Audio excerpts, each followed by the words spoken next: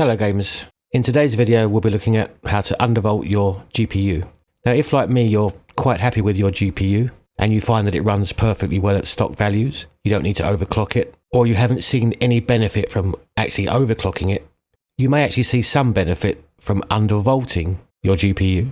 Now those benefits could see an increase in FPS, lower power draw, a reduction in temperatures, an increase in efficiency, and overall higher sustained performance.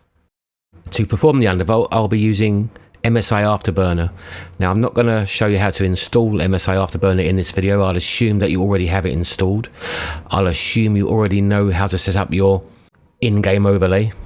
But I will touch on benchmarking to determine your core clock and your core voltage. Now, there are quite a few benchmark tools out there. This one is FurMark. It's okay, but I don't really feel that it pushes the GPU hard enough. The core clock is quite low and the voltage is less than a volt. But it does give you some other good information like the GPU hotspot, the VRAM temp, and a few other bits. But it's not the one that I would choose for benchmarking. A good one to use would be 3D Mark. That does actually push the GPU. You can see the voltage is quite a bit higher and the core clock. So I would actually recommend this one to use if you want to benchmark your graphics card. The one I prefer to use is Superposition. I feel that it's more in line with the video games that I play as far as the core clock and the voltage is concerned. It's fairly quick to load, unlike 3D Mark, which can take a while. So this is the one I prefer, and this is the one that I'll be using as benchmarking for the rest of this video. So this is MSI Afterburner, and we are at the front panel. We're not actually going to touch any of these controls on the front panel, although you can technically do a undervolt by adjusting the power limit, but we're not actually going to do that.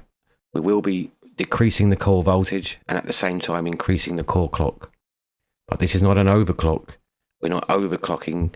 We're not pushing the core clock beyond its limits. We're simply pushing the core clock to match our target value. So in order to determine our target value, we need to run our benchmark and run it at stock.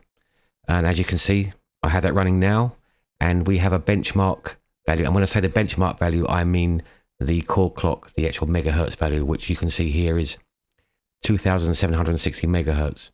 Now we're running that at 1.1 volts and we're pulling about 190 watts. What we need to achieve is to maintain that target value of 2,760 megahertz at a lower value than the one you see on the screen now. So at a lower value of 1.1 volts. We should be able to achieve that, and at the same time lowering that wattage value as well. So as previously stated, I'm not actually going to be changing any of these settings here on the front panel. Instead, we'll be using the curve editor. Now, what does this curve editor represent? Well, as you can see, we have a graph with plotted points. Now, each of these points refer to a voltage value here at the bottom of the graph and a core frequency value here on the left-hand side. To give you an example of that, if we take the voltage of 1.1 volts and we follow the line up here and we hit this point here, we click on it, you can see we have a corresponding frequency of 2790 megahertz. Now what this means is to achieve this frequency, we need to have a voltage of 1.1 volts. As you saw from the benchmarking, we have a target value of 2760 megahertz that we want to run at less than 1.1 volts. So how do we do that? So what we need to do is we need to choose a value here. And I would suggest that you keep your increments small. So perhaps the first value that we should try should be 1075. So if we start off at 1075 and we move up to this point here, we can see that gives us a value of 2745. But for the purpose of this video, I'm going to make a bit of a leap and I'm going to go down to 1 volt. So I'm going to skip all of these out here and I'm going to start here just to speed things up a bit. So I'm going to go to 1 volt and I'm going to follow the line all the way up till I get to this point here. And this gives me 2595 megahertz. So what do we need to do now? We need to push this value up to our target value at this voltage. So how do we do that? So you're going to need your keyboard and your mouse and extensive use of your shift button. Okay, so we want to click with our mouse on this point here and hold down shift and drag this up to our target value, which was 2760. That's close enough. Okay, so I have 2762 there. So again, holding down shift and using your mouse, click your mouse button about here and drag to highlight the rest of the graph there. Release your mouse button, still holding shift, press enter twice. Now what this does, that flattens that curve, that flattens that line. Now what this achieves is your GPU will not reach values higher than this frequency and this voltage. Okay, next thing we need to do, lock it in and then run our benchmark. So we're now in our benchmark tool, and as you can see, we are running out the settings that we just configured. So we're reaching 2760 megahertz at 1 volt. And you also may see a significant reduction in the wattage that we're pulling. To test this fully, you need to run your benchmark all the way through right to the end. If your card isn't crashing and you're not seeing any artifacting, then that's fine, that's worked. You can then go down to the next voltage level. So let's try that. Okay, we're back in MSI Afterburner. So the first thing we need to do is actually close this window and reset our curve. Go back into the curve editor, and we now want to drop down. I'm going to drop down to 975 millivolts for this one. So we find our voltage value. We follow the line all the way up to the top. Remember, using the shift key and your mouse, drag this whole curve back up to your desired voltage. So that's 2760 or thereabouts.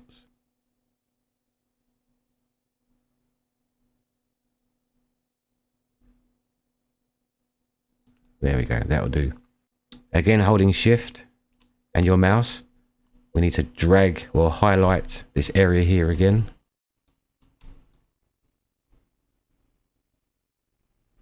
Release your mouse and again, hit enter twice, flattening the line. So now we see we want to maintain that 2760 value, target value at 975 millivolts. So again, need to lock that in and run another benchmark. Okay, so we're in our benchmark tool again at the lower value, and you can see again we're hitting our target with a voltage of 0.975 millivolts and a frequency of 2760 megahertz, and again our wattage draw has dropped once again. Now again, run this benchmark to the end, and if you're not getting any artifacting or any crashing, then you know that it's worked. Now I have actually noticed that during this benchmark my voltage went back up to 1 volt. Now I don't normally get that, and I suspect it's because I'm recording this using OBS, and sometimes when I'm doing stuff while recording using OBS, some things don't actually work the same as they do if I wasn't recording OBS. So anyway, let's go back to MSI Afterburner. Okay, so I actually know that if I drop my voltage down to 950 millivolts, my card will start crashing. Well, it will crash. Now once this happens, once you reach your limit, you need to start going the other way. So for example, if my card crashes at 950 millivolts, I'm going to want to nudge that up by 10. So I'll take my 950 value, follow the line up and go to the next plotted point along, which gives me 960. So then you try it at 960, then perhaps 965, and then perhaps 970. Now every graphics card is different. It's simply the silicon lottery.